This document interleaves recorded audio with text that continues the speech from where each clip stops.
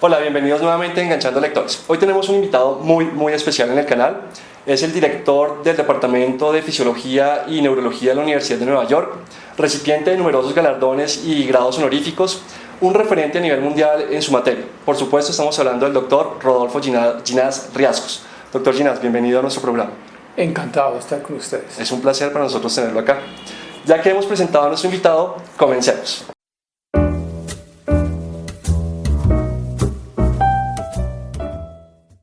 Doctor Ginás, recientemente en nuestro canal leímos y reseñamos su libro El cerebro y el mito del yo.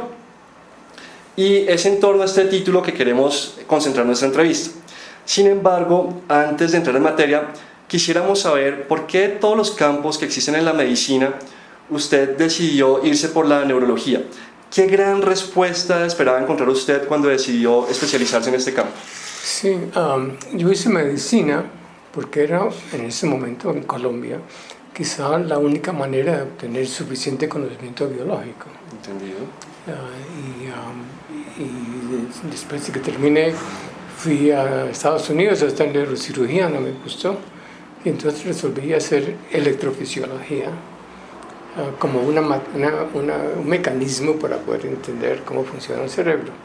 La pregunta ha sido siempre la misma desde joven, y es, ¿qué somos? Yo entiendo que somos humanos, en fin, pero debe haber un mecanismo, y no creyendo mucho en cosas que no entiendo, me imaginé que debíamos ser un producto de la fisiología del cerebro. Entendido. Entonces resolví estudiar anatomía del cerebro, fisiología del cerebro, fisiología comparada a diferentes animales, es decir, para tratar de tener una idea de cómo es que funciona el sistema y a qué tipo de actividad pertenece. Y entonces eso me ha costado pues un poco de tiempo. ¿Y usted cree hoy en día que logró llegar a la respuesta, o todavía nos falta mucho camino para llegar a esa respuesta de qué somos? Falta un punto muy importante, y es la naturaleza de la subjetividad. ¿Cómo funciona? Lo sabemos. Desde el punto de vista fisiológico, qué canales se necesitan, qué iones se necesitan, qué células se necesitan. Todo esto está bien conocido y hemos trabajado mucho en mi laboratorio en esta situación. El punto final, que es sumamente interesante, es la parte cognitiva. Sí. Y entonces, si uno mira cualquier aspecto del universo, desde el punto de vista científico o filosófico, lo que se quiera, siempre entendemos que si tomamos un punto de referencia, hay otros puntos de referencia que están relacionados. Entonces, la categoría, pongamos la categoría de conciencia, ¿a qué se parece?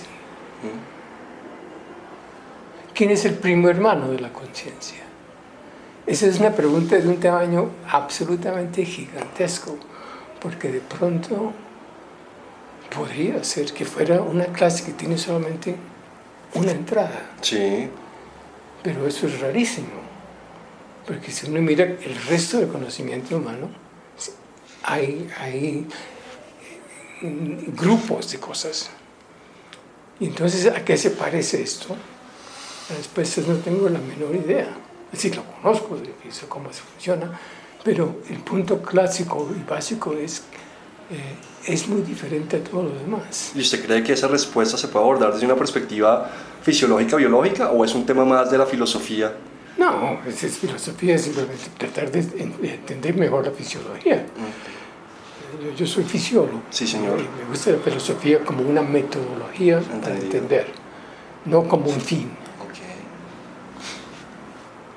Bueno, ¿y qué tan lejos estamos de esa respuesta entonces? Voy a hablar de eso en la conferencia. Realmente es una situación sumamente interesante, porque, claro, nosotros somos chauvinistas y creemos que somos los únicos animales, que tenemos conciencia, y eso no es verdad. La cognición la tienen otros animales también. Entonces quiero hacer un estudio comparado. Sí, señor. Y encontré que hay un común denominador, que se los pueda regalar mañana En la conferencia. en la conferencia. Y habiendo llegado a este punto, entonces creo que podemos pasar a la segunda pregunta un poco más sencilla, y es, para mí es claro que usted como investigador científico, en general cualquier investigador científico, necesita saber escribir y debe escribir para que sus conocimientos o los resultados de sus investigaciones no queden limitados a su cerebro, a su cabeza, sino que queden en manos de todo el público científico, de toda la comunidad científica, para que puedan replicarlos, validarlos y utilizarlos para nuevos desarrollos y seguir profundizando en el conocimiento. Pero yo quisiera saber por qué se decidió usted irse al otro lado del espectro y se decidió a escribir un libro de divulgación científica orientado al público general, y me refiero al caso particular del cerebro y del mito del yo. ¿Por qué llegarle al público con ese tema de la conciencia, el cerebro, el sí mismo, etcétera? Yo lo consideré un deber y un reto. Porque si yo no puedo explicar las cosas de modo sencillo, yo no las entiendo. Sí, señor. Y esa es la respuesta. Sí se puede explicar, Sí. sencillamente, pero hay que entenderlo muy bien para poder explicarlo sencillamente. Entonces la situación es, lo escribo, y será posible que lo entiendan o les interese. Y la respuesta es, sí, ambas. Total, fantástico. No me imaginé. Sí, indudablemente lo consiguió, porque el libro ha sido un éxito en ventas desde el momento en que lo publicó en su versión original en inglés, Eye of the Vortex. No, la Eye of the Vortex la vio muy bien, y hay muchas secuelas y muchas secuencias de otras personas basadas en eso. Y el hecho que uno pueda, que yo pensaba, el hecho que uno pueda escribir un libro que explique los pasos requeridos para poder entender la subjetividad que está en situación. A mí me parece que si uno puede escribir algo así, vale la pena, ¿no? Sí, la verdad es que a mí me pareció un libro muy, muy, muy interesante, que refuerza un poco mis convicciones, de las que hablaremos tal vez un poco más adelante en la medida que avancemos en la entrevista, pero sí creo que pone, como usted bien dice, pone al alcance de cualquier persona un tema tan complejo y tan interesante como la conciencia y todos los fenómenos que se desprenden del cerebro. Si me permite, me gustaría felicitarlo, porque es un libro fantástico. Es de las mejores cosas que yo he leído en mi vida. Ah, caramba, sí, bueno, se está yendo la mano. La verdad, fue una lectura muy, muy interesante. Bueno, doctor Ginás, entonces metámonos ya en el libro. Y para ello quiero comenzar con esta pregunta. Usted en el prefacio afirma que la cognición, y creo poder afirmar, si entendí bien su libro, la conciencia resulta de la actividad intrínseca neuronal, de las interacciones que hay entre las neuronas en el cerebro. Y hay una teoría propuesta por los señores Penrose y Hameroff, que hablan que dice que la conciencia no resulta de la interacción entre las neuronas, sino que está a un nivel todavía más abajo, que la conciencia es el resultado de fenómenos a nivel cuántico en unas estructuras que están dentro de las neuronas, que se llaman microtúbulos. Microtúbulos, sí, señor.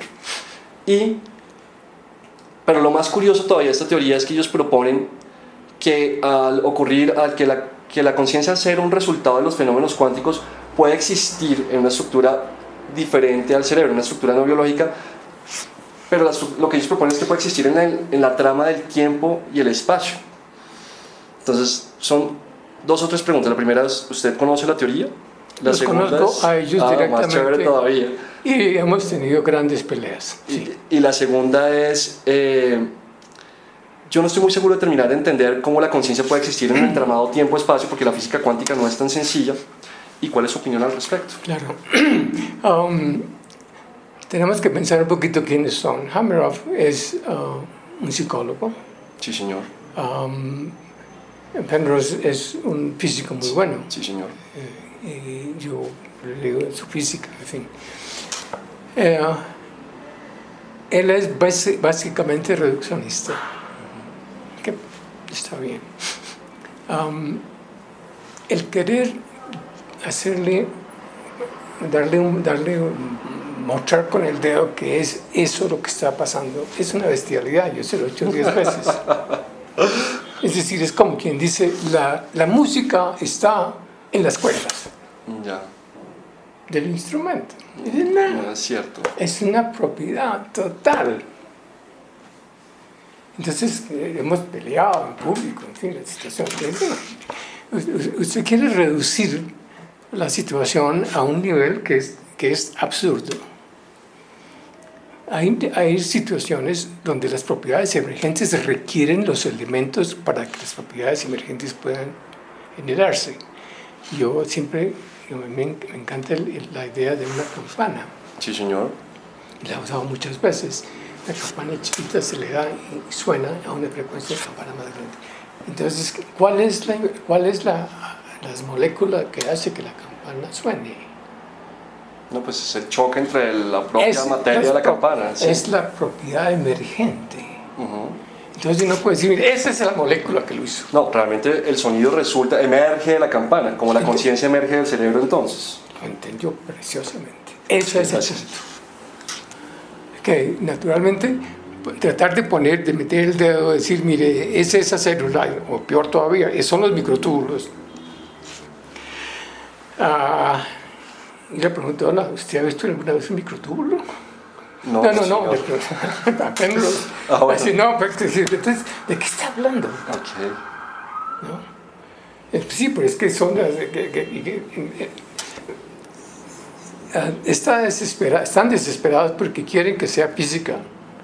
Y yo digo, sí, es física, pero no es física del tipo que usted hace. Son propiedades emergentes, como las propiedades del espacio, como las propiedades sabemos de otras partes de la física, que no le pertenece a esa. ¿Dónde está la molécula o el átomo que define esta posición en el espacio? Es una posición en el espacio. Sí. No es definible por el contenido. Sí, la posición está independiente de si el átomo está o no está. O sea, la posición existe per se. ¿No? Exacto. Entonces, esa es la diferencia que tenemos. Es decir, yo respeto, él respeta, hablamos, en fin, y él quiere ser reduccionista a un nivel que yo considero absurdo. Pero además de la estructura cerebral, de llevarlo a una pequeña estructura dentro de la neurona, ¿a qué se refieren ellos cuando proponen que la conciencia puede estar en la trama tiempo-espacio? ¿Usted entiende o sabe a qué hacen referencia a ellos? Sí, la trama tiempo-espacio es todo. Sí, yo no conozco algo que solamente viva en el espacio y no en el tiempo, o lo contrario. Es un poco traído a los cabellos, porque ese es el tipo de lenguaje que usan ellos como físicos. Ahora,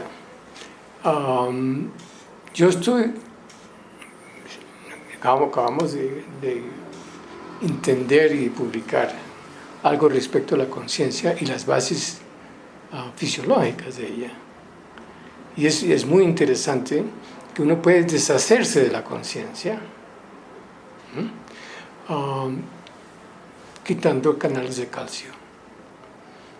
Entonces yo sé que el calcio es absolutamente esencial para la generación de la conciencia. Y no solamente eso, sino, como voy a hablar mañana, que la conciencia tiene una frecuencia, 40 Hz.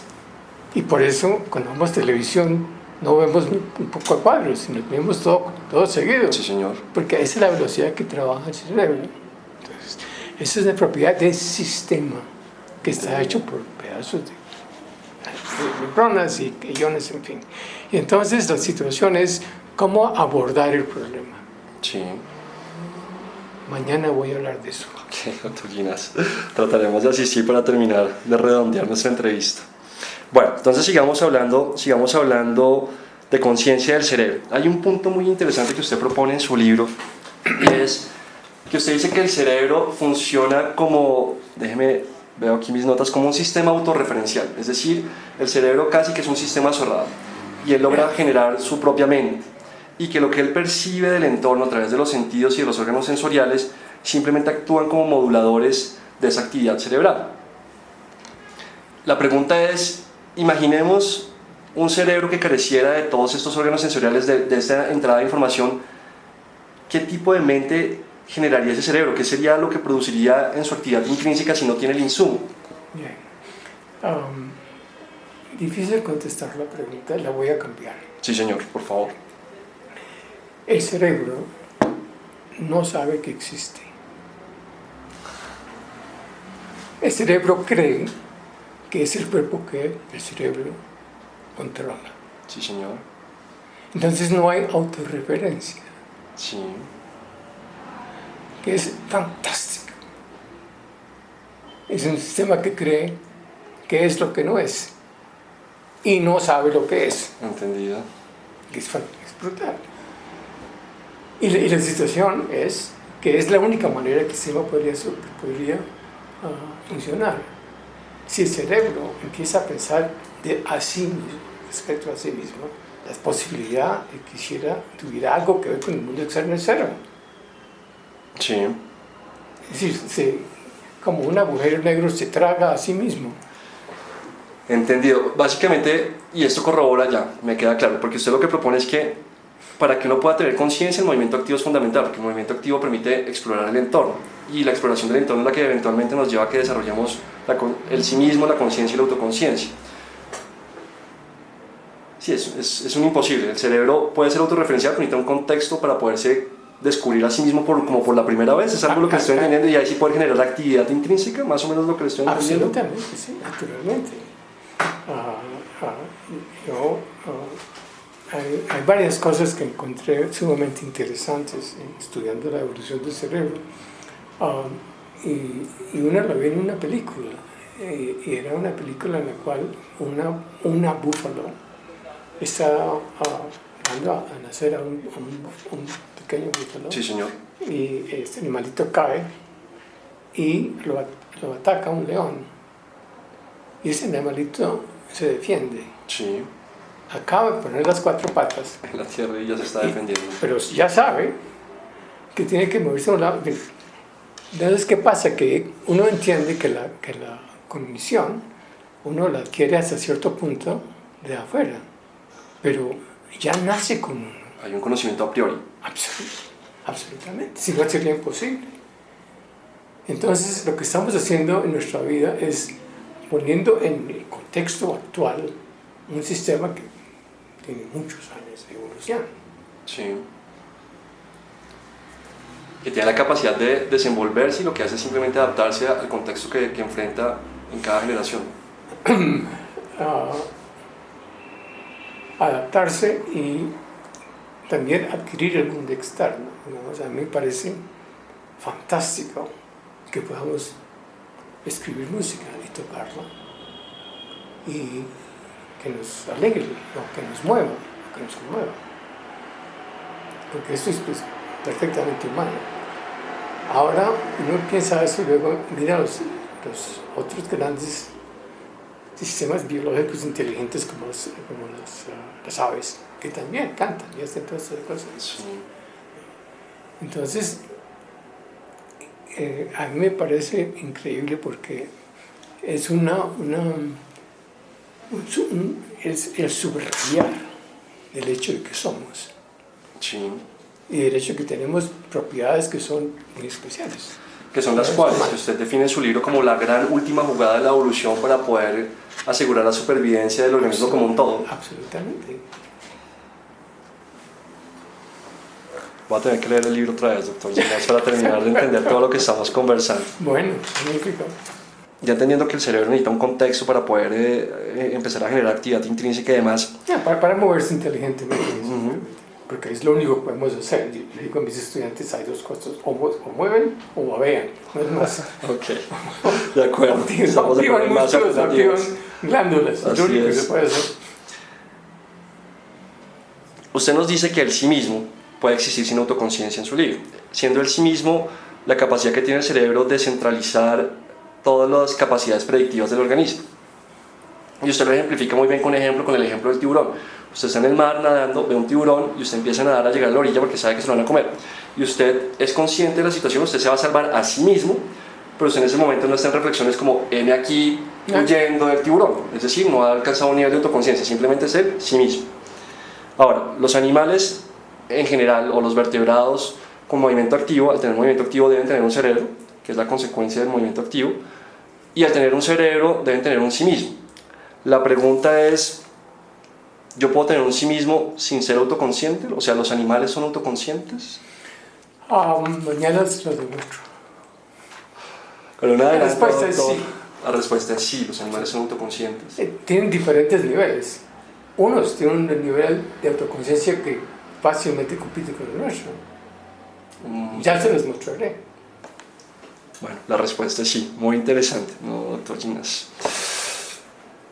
Bueno, y siguiendo en esa idea con los animales y todo el tema de la autoconciencia, yo hace muchos años tenía una conversación con un amigo y conversábamos y echábamos carreta realmente y decíamos, oiga, sí, los animales evidentemente tienen sentimientos y es notable y se sabe, el que tiene una mascota, yo no soy de mascotas, pero usted tiene una mascota o tiene una vaca en producción, cuando usted le quita el becerro, el animal se lamenta y siente la pérdida del animalito, y los animales tienen personalidades. Todo eso es cierto, ¿sí? Pero lo interesante que propuso este amigo mío, y que es una idea que a mí todavía me da vueltas en la cabeza y me pone a pensar, es, él dijo, ¿sabe cuál es la diferencia, la gran diferencia entre el ser humano y un animal?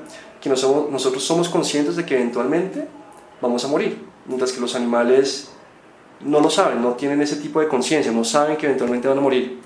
¿Usted cree que esa es la realidad, que el animal no sabe que algún día su vida va a cesar?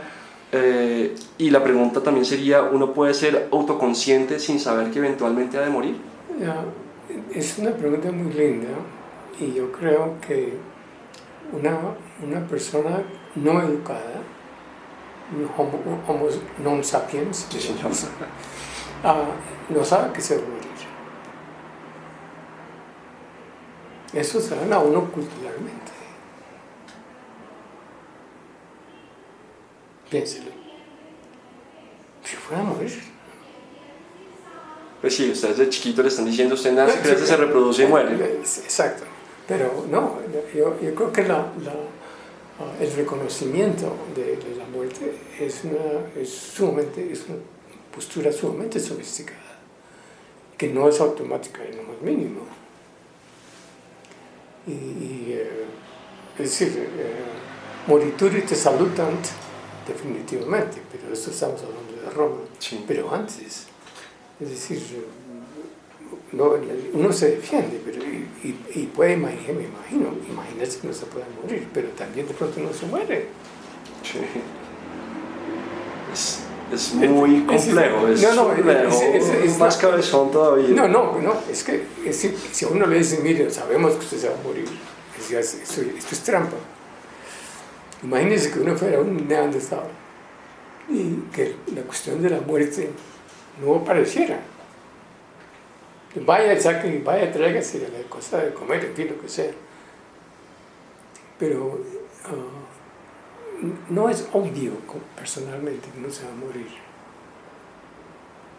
Es decir, uno lo entiende y lo cree porque se lo han dicho, pero personalmente... Sin educación uno no sería capaz de llegar a esa conclusión. Yo creo inclusive con educación. Yo me muero todas las noches. No se desconecta. No aparezco, como dice, no aparece. Entonces la muerte para mí debía ser lógica. Pero el hecho es cuando estoy dormido y no tengo conciencia, no existo. Y por ende, no existe, es un estado funcional.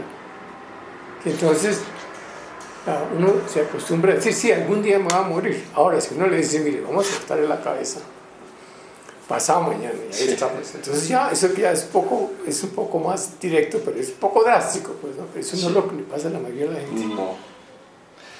Bueno, y el hecho de ser capaces de reconocer que eventualmente vamos a morir, ¿supone alguna ventaja para nosotros como seres humanos?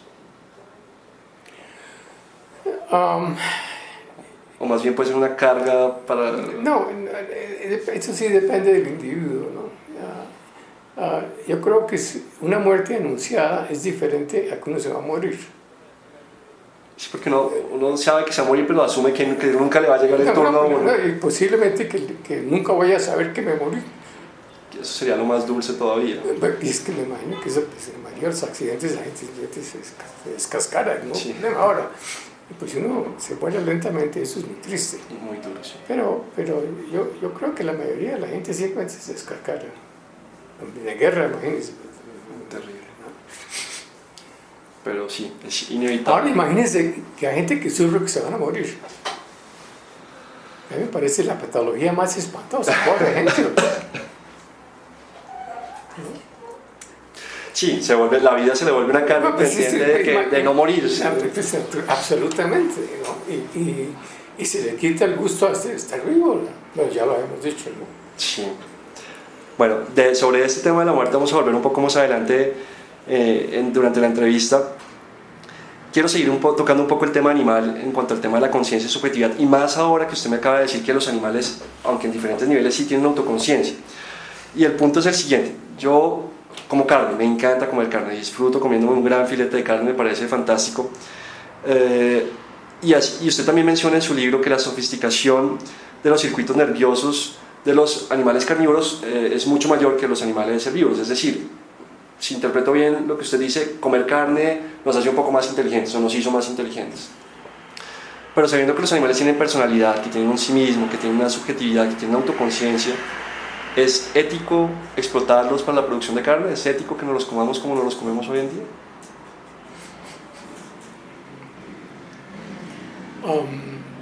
Yo no creo que es una cuestión de ética, es una cuestión de necesidad. Yo podría preguntar, bueno, ¿y las guerras, eso es ético? No, me parecen la mayor estupidez de la humanidad. Pero fíjese que se ha estado haciendo durante mucho tiempo. Y los mayores avances tecnológicos ocurren en las guerras. Es un hecho histórico. Y entonces, sí, no, yo tengo por lo menos 2 amigos que no comen carne, porque no pueden aceptar el hecho de que una pobre vaca le corten la cabeza y le quiten las patas y se comen la carne. Entonces el problema para mí es, mire, va a pasar. ¿Se la coma usted o no? Sí. Porque resulta que la cantidad de proteína que necesitamos estar, que realmente pues comiendo arroz va a ser muy difícil, ¿no? Total, sí, es un problema, pero... Como conversamos tal vez antes de la entrevista, es un tema de garantizar el bienestar del animal, de darle una vida digna hasta el momento de su sacrificio, un sacrificio digno, que además no tiene una implicación solamente en la dignidad del animal, por llamarlo de alguna forma. Yo no sé qué es una vida digna por una vaca. Es una vida en la que no haya dolor, que no haya maltrato, que esté alimentada, que tenga confort. Sí, no, pero la dignidad es una cosa muy humana, ¿no? Sí, tal vez es muy de los animalistas poner términos humanos a nivel de los animales. Pero entonces hablemos de confort, de bienestar, que el animal tenga bienestar durante su vida y el menor sufrimiento posible durante su muerte. Absolutamente.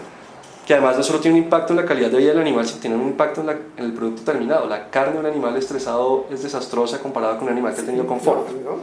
Y aquí uno puede decir que tomar leche está mal porque es un producto que está hecho para nosotros. Sí, uno puede perderse en esas discusiones con mucha facilidad, es cierto. Que no. Para no hablar pues de la ferocidad con que cortamos el trigo, son kilómetros de muerte pues, con toda clase de animales. No, es un problema muy lindo, es un problema muy profundo.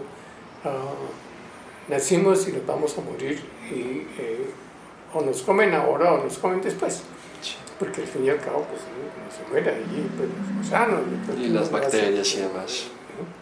De aquí vivo no sale nadie. Sí, no hay que tomarse tan en serio la vida por eso. Exacto. Que usted nos cuenta que el pensamiento tiene su origen en la interiorización que el cerebro hace del movimiento activo del organismo y termina convirtiéndose no solamente en la interiorización del movimiento activo, sino también en la interiorización del contexto y de ideas que surgen de ese contexto. Lo que para mí no quedó tan claro durante la lectura fue en qué momento, cómo es que ocurre esa transición de pensar, oye, estoy aquí en la selva y viene el león a comerme, tengo que correr, a pasar a un pensamiento menos pragmático o menos enfocado en la supervivencia y llegar a cuestionarse cosas como cuál es el propósito de la vida o de qué está compuesto el aire que respiramos. ¿Cómo ocurre esa transición entre un pensamiento enfocado puramente en la supervivencia o un pensamiento reflexivo? No, es que es una generalización del pensamiento puramente de sobrevivencia. Entonces, lo entiendo bien porque recuerdo de niño los pasos que se requerían, que mi sistema requería para poder entender las cosas.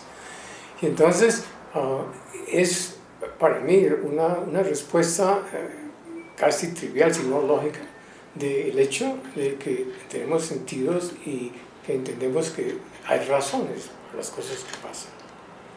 Entonces, hacer un análisis del mundo externo es absolutamente, no solamente lógico, sino atractivo y necesario. Sí, es interesante, la curiosidad satisface la curiosidad es fantástica. No hay cuestión. O sea, pero es un tema puramente de causalidad. Usted descubre que hay una causa, un efecto y quiere decir, o que hay un efecto y usted quiere descubrir la causa y es natural, fluye de manera natural. Absolutamente. ¿De cuento en cuento? Sí, por favor. Cuando yo lo tengo escrito varias veces, pero imagínense que cuando viví con mi abuelo, un año, mi abuelo tenía, y eso lo he contado tantas veces que me da como pena, tenía, no sé si conoce el cuento, si lo conocen, tenía una puerta en el comedor que tenía un resorte, sí, y tenía un objeto que no le permitía a la puerta cerrarse, y era un dragón. Sí, señor. ¿Sí se recuerda? Lo leí recientemente en su entrevista del 2013. Sí. Pero por favor, termine de contarlo para nuestros televidentes. Resulta que era un dragón de metal y la cola se le movía hacia arriba y hacia abajo, así no podía mover la cola. Es tan raro, ¿no? Entonces yo preguntaba a mi abuelo, papadito, ¿por qué se le mueve la cola? ¿Por qué se le mueve la cola? ¿No? Esta vaina, no, aquí hay gato encerrado. Entonces me puse a mirar y encontré que cuando uno bajaba la cola, se cerraban las mandíbulas del dragón. Esta vaina tan rara, porque la boca era muy delgadita, entonces se movía pues unos milímetros. Y era aquí, ¿no? Entonces se me ocurrió meter un papel. Sí. Lo bajé, salió un sello. Mire, eso fue un descubrimiento así, pero matroso. Yo todavía me recuerdo, tenía 3 años, iba a entrar en 4. Este es un sello. Lo descubrí. Y claro, mi abuelo estaba feliz, pero claro, con su chinito. Pero no, es que francamente las palabras no alcanzan a demostrar el sentido de que yo puedo entender. De la realización personal que uno siente al conseguir entender un fenómeno. Uno puede resolver las cosas uno mismo, ¿no? Entonces, claro, toda clase de cuestiones, todas las peleas con mi abuelo, pues, ustedes todas son clásicas ya, yo no quería aprender a escribir, me parecía una estupidez. Y él le contaba de las palabras, que las palabras le permitían ver incluso en la oscuridad. Sí, no, y no solamente eso, sino que además, si quieres dejarme un mensaje de que viste un gato verde, tienes que pintar un gato y tienes que conseguir el verde y tiene que parecer un gato. Al contrario, dice, vi un gato verde. Sí, la muchísimo más fácil. De la vocalización de las ideas es fantástica. No, entonces, bueno, sí, ya, entonces aprendimos a leer. Parece fantástico. Pero fue negociado, ¿no? Sí, ¿no? Pero también habla mucho, yo sé que usted es muy crítico de los sistemas de educación actuales, de la falta de contexto en todo lo que nos meten en las cabezas. Absolutamente. Y por eso a la gente se le olvida más o menos entre el 80 y el 83% de todo lo que aprende. Sí, ¿no? Si usted no lo aplica, si usted no le da un sentido práctico, pues cae en desuso y... Estábamos hablando hace un momento y yo le decía a alguien que recuerdo salir de Iowa, en Estados Unidos, en New York, a ser profesor de NYU, y alguien me preguntó, ¿y usted de dónde viene? De Iowa. Dice, aquí lo pronunciamos Ohio. Este es un profesor que no tiene idea ni de los nombres de los estados de Estados Unidos, pero entonces, ¿qué pasa? Que si uno me pregunta cuáles son, yo he dicho 10,000 veces, cuáles son los componentes del Caquetá, yo apenas, bueno, pero a mí me los enseñaron en mi examen. Entonces, ¿qué pasa? A uno le queda más o menos el 18, el 20% de lo que aprende. Sin ninguna aplicación práctica muchas veces. Porque no tiene contexto. Sí, de acuerdo. Y son unas retahílas, unas vainas, pues, ¿no? Sí, pura memoria, o sea, ese empuje, Absolutamente. No, conocimiento acá, plásmelo en un papel y se acabó, no olvides. El hecho de la memoria es que si la memoria le sirve a uno, entonces se mantiene. Pero eso es una memoria, porque vamos, ¿quién se acuerda de los teléfonos que ha utilizado? Los números de los teléfonos, ¿no? Y para eso hay pues, un directorio telefónico. Sí. Hay una frase en la página 226 de su libro que dice así, voy a citar: el contenido de lo que aprendemos, sin embargo, es producto de innumerables necesidades y eventos experimentados durante nuestro desarrollo, un resplandeciente sueño llamado nuestras vidas personales, que se desvanece sin dejar ningún legado biológico inmediato. Nuestros recuerdos mueren con nosotros. ¿Y por qué traigo esta colación? Porque usted también al final de su libro tiene una posición en torno a lo que es la inteligencia artificial y la posibilidad de que la inteligencia artificial desarrolle algún día conciencia. Pero entonces esto me lleva a preguntar si será posible que eventualmente seamos capaces de vaciar el contenido de nuestro cerebro, lo que nos define como personas, como individuos, en un cerebro artificial o en un clon de nuestro cerebro y perpetuar indefinidamente nuestra existencia. O no va a ser posible. ¿Por qué? Bueno, esto va a ser más difícil. Decirlo es más fácil. La situación es la siguiente. El recordar algo requiere contexto. El recordar algo requiere no solamente el contenido inmediato, sino el contenido del contexto en el cual se recuerda. Sí, señor. Todas estas cosas son muy difíciles de hacer en un computador. Sí, señor. Y la situación tiene que ver, para mí, con qué está hecho el computador. La biología es sumamente compleja desde el punto de vista de bioquímica y biofísica, todas esas cosas. Y entonces uno piensa que uno tan solo, el producto final es la memoria, pero es que el producto final no es la memoria. Es lo que estábamos hablando en ese momento. Son microtúbulos, y son sinapsis, y son una propiedad emergente de muchas cosas. Sí, señor. Entonces, eso es lo que realmente somos. Ahora, pensamos que de algún modo la conciencia es una situación sencilla y que uno puede pasarla de una a otra, pero no es posible. Requiere demasiada maquinaria. Sí. Yo he trabajado en eso directamente, yo he trabajado en robótica y mi postura con respecto a los robots era que los robots analógicos son mucho mejores que los digitales.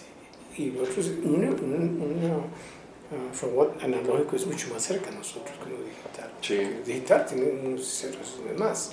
El analógico tiene requisitos. Hicimos neuronas artificiales y hicimos un robot para la marina que es analógico, Sí, señor. que es muchísimo más inteligente que el digital. ¿Y cómo es que es más inteligente? Pues un computador, imagínense que tiene una memoria y una capacidad increíble, pero si se pierden un par de dígitos, de pronto se pierde todo el sistema. Sí, pero qué estupidez. Claro, entonces, ¿qué pasa? Se da uno cuenta de la importancia de tener un sistema no digital. Sí, señor. Donde las cosas se representen de muchas maneras, las sinapsis, de las formas de las células, de la actividad, de la frecuencia, en fin. Entonces es simplemente traer riqueza para asegurar sobrevivencia. Sí. No depender de un par de dígitos, sino tener varias, plan B, C, D, E, F, G. Entendido, doctor Ginás. Muy interesante porque es una pregunta que a mí me ha atormentado y me ha dado vueltas desde muchísimo tiempo. Sin embargo, y ya me queda claro que no es posible, voy a insistir en un punto acá. En un caso hipotético en que lográramos clonar su cerebro y pasar su contenido, en el momento de su deceso, copiar el contenido y ponerlo acá en un robot. No, por eso le digo que es un caso hipotético. ¿Eso sería una continuación o por la falta de contexto sería otra persona diferente con sus recuerdos? No, pero es que no se puede hacer. No se puede ni siquiera hipotetizar. No, se puede hipotetizarlo, pero no se puede hacer. Porque el hecho es que uno piensa, dígale las palabras o dígale del pensamiento y ella no le interesa, él lo hace, pero es que no entendieron qué es el pensamiento. El pensamiento no son las palabras que utilizamos. toda la interiorización del contexto, de ideas. No, y de proteínas y de sinapsis. Eso es un panal de abejas. Eso no es pues que. No. Y entonces es muy interesante. Es casi como decir, mire, el disco con el cual uno toca en música se presenta o es tan importante como la orquesta. Dice, no, señor, por favor. No. En un caso se está transformando una situación preciosa en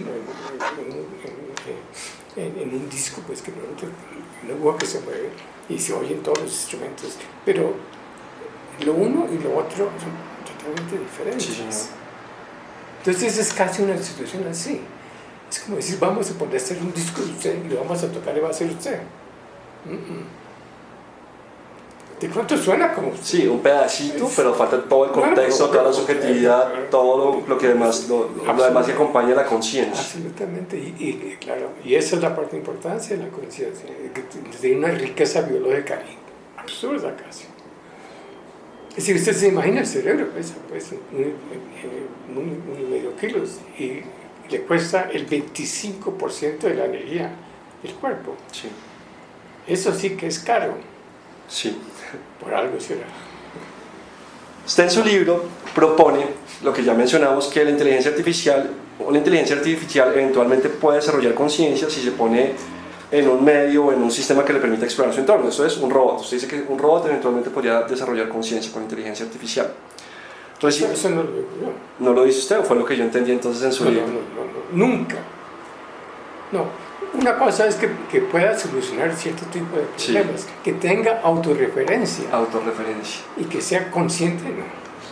Yo creo que eso es, a no ser que esté hecho de neuronas, no va a suceder. No va a suceder. No. Bueno, ahora, fue un error de interpretación mío. No, puede decir yo soy consciente, pero eso no quiere decir que sea. Sí.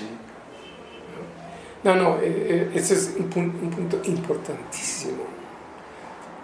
Y tengo peleas más o menos continuas con mis compañeros de inteligencia artificial porque no entienden el contexto, solamente entienden el contenido.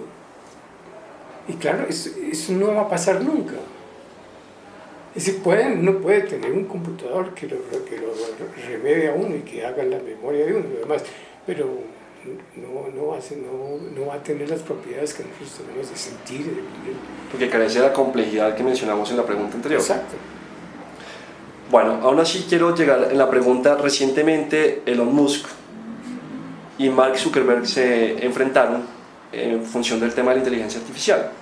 Musk dice que la inteligencia artificial o que la investigación debe ser regulada, en tanto que Zuckerberg dice no. ¿Por qué? Porque Musk piensa que la inteligencia artificial nos puede llevar a un escenario apocalíptico al mejor estilo de Terminator, mientras que Zuckerberg piensa que lo que nos puede llevar es a un mundo utópico. ¿Qué piensa usted al respecto? ¿Realmente una inteligencia artificial podría estar interesada o podría llevar a la destrucción de la humanidad? Absolutamente. ¿Por qué? Porque si tiene la capacidad de hacerlo, la única situación es si quiere hacerlo o no quiere hacerlo. Pero ya que una vez que tiene la capacidad de hacerlo, la posibilidad de que ocurra es mucho mejor, es mucho más grande que si no tuviera la posibilidad. Sí. Entonces no se le da la posibilidad. Entonces usted sí piensa que habría regulación en la investigación de inteligencia artificial. No, es decir, pero no, hay dos cosas. Una es la inteligencia artificial y sus límites. Sí. La otra es si el sistema puede reemplazarnos. La respuesta es no. No va a poder. Ya, no, es que es decir, si pensáramos que solamente fuera nuestra conciencia y no más, de pronto se podría negociar, pero es que es mucho más que solamente la conciencia. Sí, señor. Ahora, un sistema puede dar la impresión que tiene conciencia. Es una máquina que diga, ay, me dolió. Simular, sí. Pero lo otro es totalmente diferente. Es demasiado complejo. Y la situación es que no sé, como que la gente no entiende cuánto tiempo se requirió para generarnos a nosotros. Sí. Si pensamos que La vida empezó, no sé, es decir, empezó casi al mismo tiempo que la Tierra. Dios tiene 4 billones, trillones, billones, perdón, y la vida empezó casi inmediatamente. Pero se demoró. Es decir, los pájaros tienen, no sé, 300, 400 millones de años, 400 millones de años. En 400 millones de años se puede hacer muchas cosas.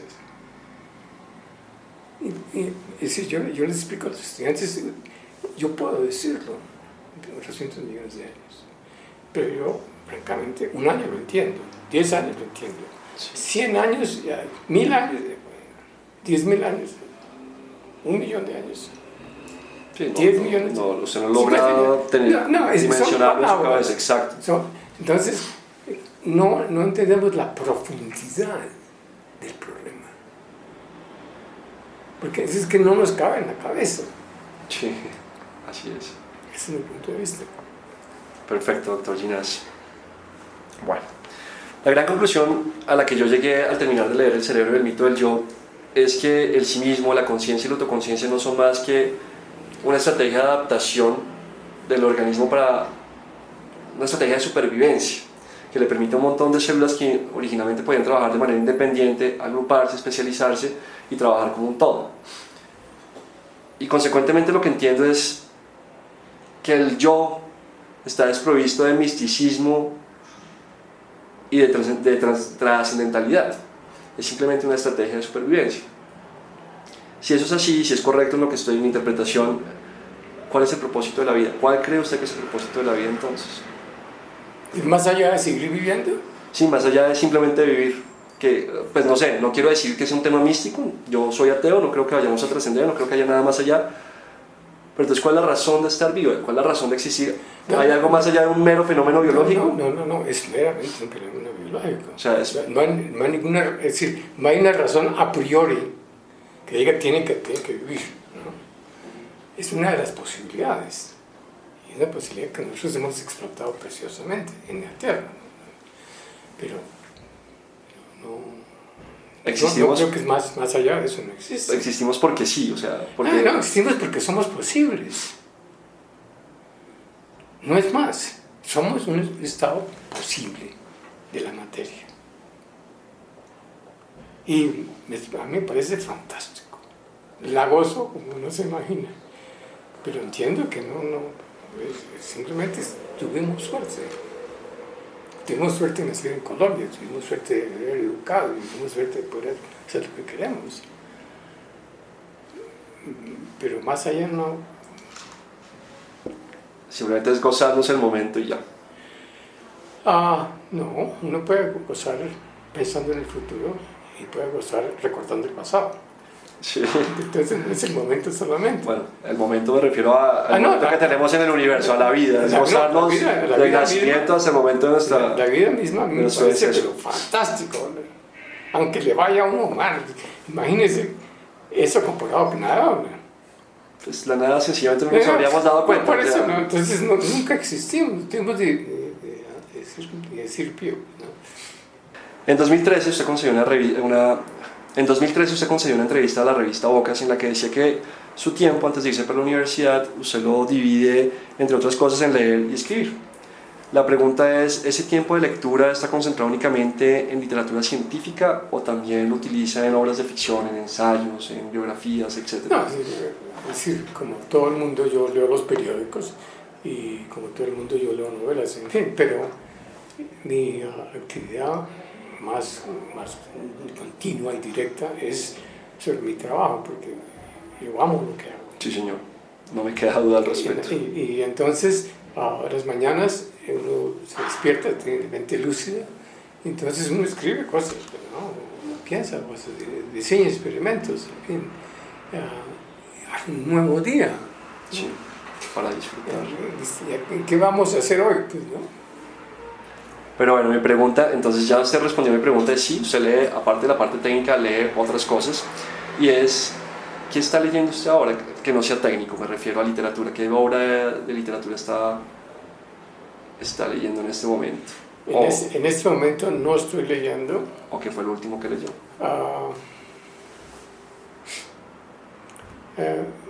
Lo último que leí de nuevo fue El Lobo Estepario, que lo leí hace mucho tiempo y volví a leerlo, me pareció fantástico de nuevo. ¿Y usted creería que, es una de mis preguntas, pero creo que se la va a poner aquí en la conversación, ¿usted creería que esa es la obra imprescindible que todos deberíamos leer antes de conocer? No. Eso, no. Obras imprescindibles, yo no sé, hay cuentos, ¿no? Hay que leerse el Quijote. Bueno, he leído el Quijote, pero nunca me leí de una pasta a otra de una citada.